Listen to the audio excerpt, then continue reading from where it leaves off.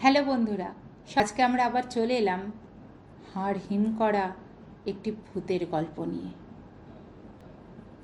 রাহুল খুব কৌতূহলী ছেলে ছিল, সব কিছু জানতে চাইতো, বিশেষ করে সেই জিনিসগুলো যেগুলো সবাই এড়িয়ে চলে।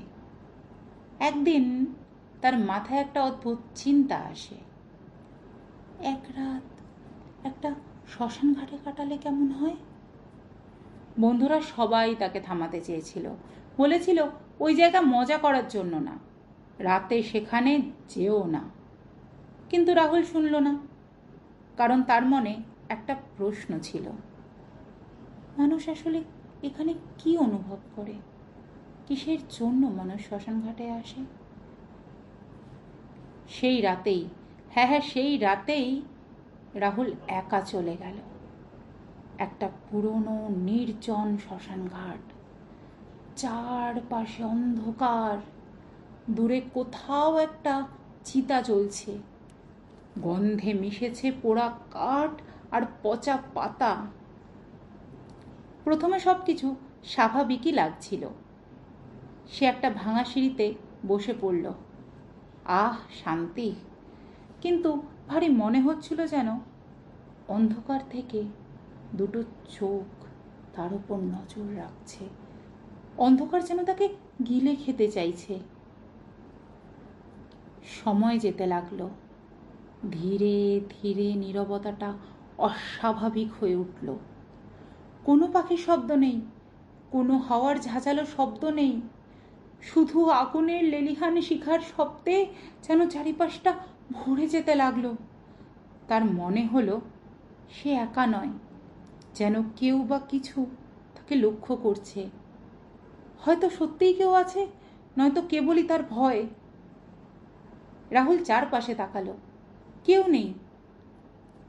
কিন্তু সেই অনুভূতিটা আরও শক্তিশালী হয়ে উঠল, যেন অন্ধকার তার আরও কাছে এগিয়ে আসছে, যেন তাকে গিলেই ফেলেছে। ঠিক তখনই সে শুনতে পেল দূরে কারো পায়ের শব্দ, ধীরে ধীরে। যখন সে তাকালো, কেউ ছিল না সেখানে, শুধু তার নিজের শ্বাসের শব্দ ছাড়া সেই নির্জন শ্মশান ঘাটে কেউ ছিল না।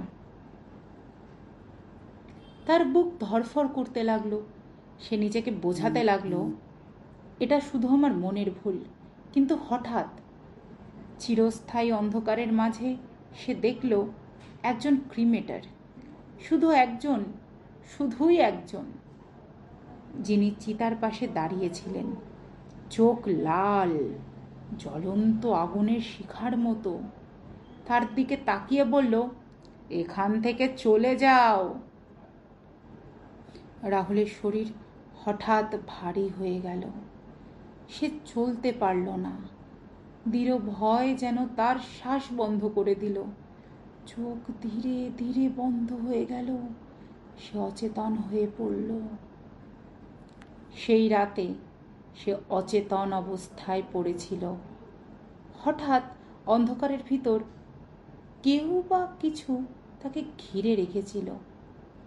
সে শুনতে পেল, রাহুল, রাহুল। লাল চোখের ক্রিমেটারের চিহ্ন তার স্মৃতিতে জ্বলছে। কেউ কি সত্যিই মানুষ ছিল, নাকি নাকি কিছু অন্য কিছু ছিল? ভোর হয়ে গেছে। রাহুল ঘুম থেকে জেগে দেখল নিজেকে শ্মশান ঘাটের বাইরে। শরীর ভারী, মনে কিছুই মনে নেই, কিন্তু সেই লাল চোখ, সেই অদ্ভুত ক্রিমেটারের উপস্থিতি আজও তার মাথায় ভেসে আসে। সে আজও জানতে পারে না সেই রাত্রের ক্রিমেটার ওই কি সত্যিই মানুষ ছিলেন, নাকি কিছু অন্যরকম।